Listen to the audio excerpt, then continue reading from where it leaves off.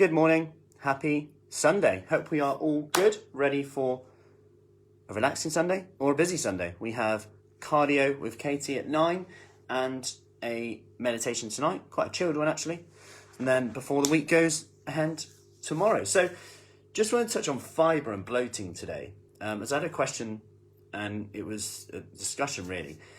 The more healthy I eat, the more I feel like I'm more bloated. Hey Sue, good morning, how are you? Give me a hello if you're coming in, let me know if you're watching live or on replay.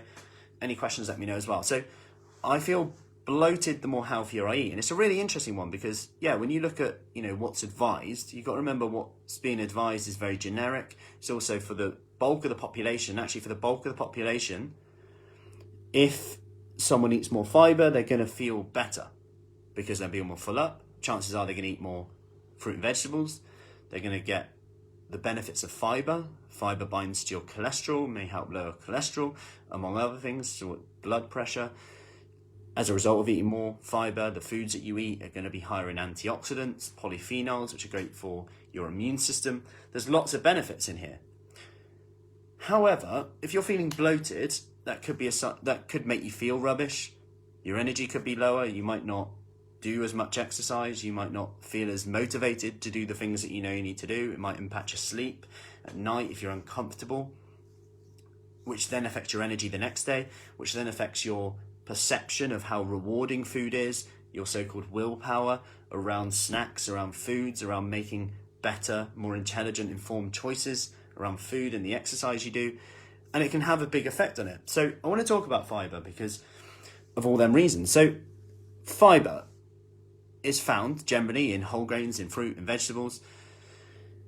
And the general consensus is that it's good for you. And to an extent, more is better, feeding the gut bacteria. However, for some people, there's certain types of fibres that can cause quite a lot of issue. These are more fermentable fibres. And they're called fermentable fibres because they're broken down via fermentation.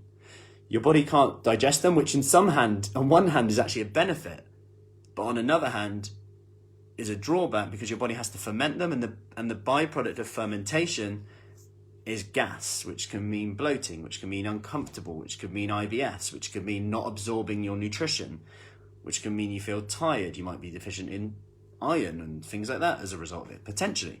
Just speculating with it. So what I would advise you to do is the recommended intake is 30 grams a day of fibre. And you might find that is generally okay to hit. You might not. If you're eating fruit, vegetables, some whole grains in there, you'll be fine. Beans, pulses. However, if they're trigger foods for you, what I'd say is this, and you're really uncomfortable and that's impacting everything you do, is that getting a handle on your fermentation, your energy is probably more important for you right now. And reducing your fermentable carbohydrates will probably make you feel a whole lot better. You might have heard of like FODMAP diets. You might have heard of just a low fermentation diet. And that's why some people feel so much better on lower carb diets, because it's essentially leading towards that indirectly.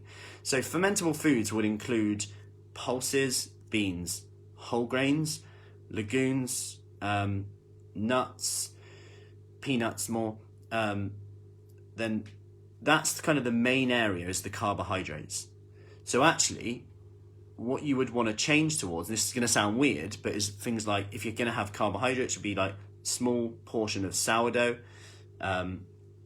jasmine rice, because it's higher GI, it's less fibre in it, so it's easier to digest.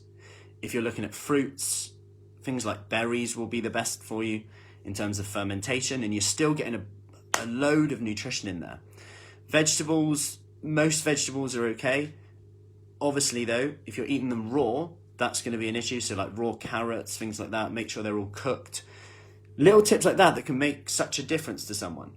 Then you want the bulk of your diet coming from proteins and fat on that. Not the bulk of your diet, but what I mean is protein and fats will not be fermentable.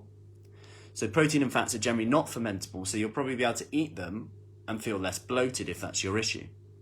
Okay, so protein, be it meat alternatives, eggs, most dairy should be okay in terms of yogurt, but that's one to look at. Fats aren't fermentable either, so you're looking at things like avocado, olive oil, olives, things like that will generally be okay as well. And sometimes just those little tweaks can have such a big impact. But then I also want to talk about portion size, because often we talk about bloating and feel bloated the more healthier I eat. Have we just gone from here to here? Like, sometimes you just got to look at, okay, can I just increase it a bit slower and see how I feel? And then food prep. Am I soaking my beans, legumes, things like that?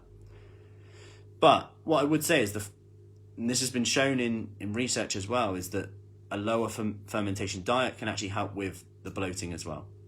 Just getting that balance right between going, oh, I don't eat any fibre anymore, and just seeing, okay, can you just try them cooked instead of raw carrots, for example? Not that there's any problem with raw carrots. For most people, like I said, these guidelines are okay.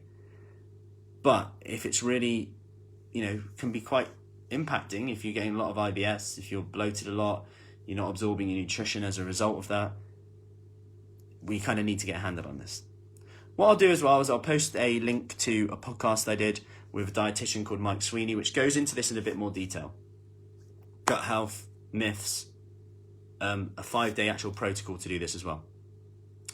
So I hope that helps. I will post that in the comments for you as well. Any questions, let me know, and have a great Sunday. Okay, speak soon.